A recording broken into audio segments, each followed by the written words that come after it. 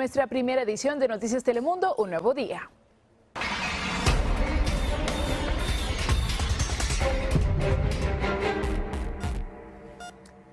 El príncipe Carlos de Inglaterra da positivo al COVID-19. El heredero a la corona presenta síntomas leves. La Casa Real ha informado que se encuentra trabajando desde su residencia y que su esposa Camila, duquesa de Cornwall, también fue sometida al examen, pero dio negativo.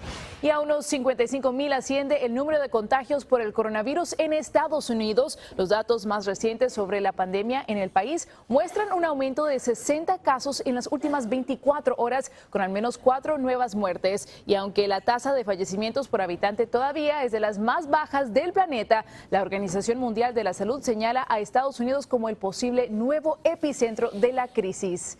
Y al menos 18 son los estados del país donde rige la cuarentena para toda la población por orden de los respectivos gobernadores. California fue el primero en decretarla. La medida abarca a casi 200 millones de estadounidenses. Y finalmente el Congreso y la Casa Blanca llegaron a un acuerdo para sacar adelante el mayor plan de rescate económico de la historia de Estados Unidos. Javier Vega está en Washington, D.C. con más información. Muy buenos días, Javier. ¿Qué elementos incluye este paquete de ayuda? ¿Qué tal, Nicole? Buenos días. Efectivamente, ya lo dices tú, se le está denominando en el Congreso como el mayor paquete de rescate en la historia de Estados Unidos. Y cómo no, si estamos hablando de 2,000 miles de millones de dólares o casi 2 trillones de dólares, como se le dice en inglés. Se acordó esto prácticamente en las horas de la madrugada y luego de días de negociaciones muy arduos, prácticamente 5 días de negociaciones, aunque hay que decirlo, no suele moverse una legislación tan rápido en Washington, lo que habla del sentido de urgencia que hubo por este tema y por esta circunstancia que se está viviendo. ¿Qué es lo que incluye? Pues incluye ayuda a los hospitales y al sector salud, dijo en su discurso el líder republicano Mitch McConnell, que es una buena noticia sobre todo para los médicos, para las enfermeras que están esperando mascarillas e insumos médicos. Incluye también ayudas, en este caso para los pequeños negocios, préstamos también para las corporaciones y para las aerolíneas que sabemos han sido fuertemente golpeadas por esta crisis económica derivada del coronavirus. Y un tema que atrasó un poco las negociaciones, pero que está ya incluido en este acuerdo, es el del desempleo, seguro de desempleo extendido por 4 meses más. Una buena noticia para todos los trabajadores que están sufriendo en esos tiempos de la pandemia. Nicole. Javier, y cuando se propuso se habló también de la posibilidad de cheques. ¿Cómo quedó este punto al final? Hay que decir que a esta hora todavía no conocemos el texto final de cómo quedará esta ley, pero los legisladores han dicho que se incluirá la propuesta original de los republicanos. Y esto lo que decía es que las personas que ganan hasta $75,000 podían recibir cheques de $1,200 por persona. Ahora, supongamos una pareja que sumados ganan $150,000 al año, podrían recibir un cheque de $2,400 más un adicional de $500 por cada niño que tengan. En el caso de las personas que ganen más de $75,000 al año, los beneficios van cayendo y las personas de bajos ingresos dicen que en este acuerdo están contempladas, que no se les dejó fuera. Y bueno, ¿qué falta para que esta ayuda comience a llegar a los afectados? En primer lugar, que se vote en el Senado, eso es prácticamente inminente. Después va a la Cámara de Representantes, controlada por los demócratas, por Nancy Pelosi. En las negociaciones ella había dicho que iba a presentar su propia iniciativa, pero dado que este acuerdo fue bipartidista, asumimos que va a darse de una manera muy rápida. Y después la firma del presidente, que ya fue adelantada, que será ratificada por el presidente, lo dijo el secretario del Tesoro también en horas de la madrugada.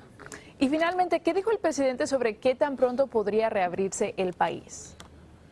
Son declaraciones que llamaron la atención en las últimas horas porque el presidente Trump se imagina las iglesias llenas en lo que sería el domingo de resurrección o el domingo de Pascua, justamente en medio de la crisis por este virus, y cuando en paralelo la Organización Mundial de la Salud está diciendo que Estados Unidos pudiera ser el nuevo epicentro de esta pandemia. Por supuesto, las reacciones no se han hecho esperar. Hay quienes dicen que esto estaría poniendo en riesgo miles de vidas, y por el otro lado hay quienes dicen que pues sí, se deberían estar tomando ya medidas para la reactivación económica del país. Nicole.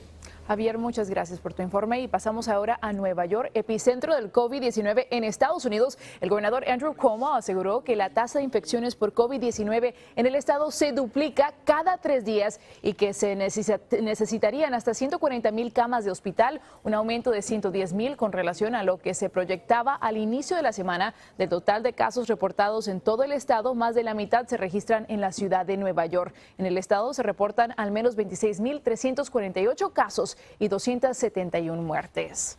Y por ese aumento galopante de casos en Nueva York, expertos de salud de la Casa Blanca pidieron que los viajeros que hayan salido del estado hagan una cuarentena de 14 días al llegar a sus destinos. Carla Mesola amplía. La orden de permanecer en casa tras llegar de Nueva York ya está vigente en la Florida, y es que muchos de los contagios aquí están relacionados con viajes al estado, ahora epicentro del coronavirus.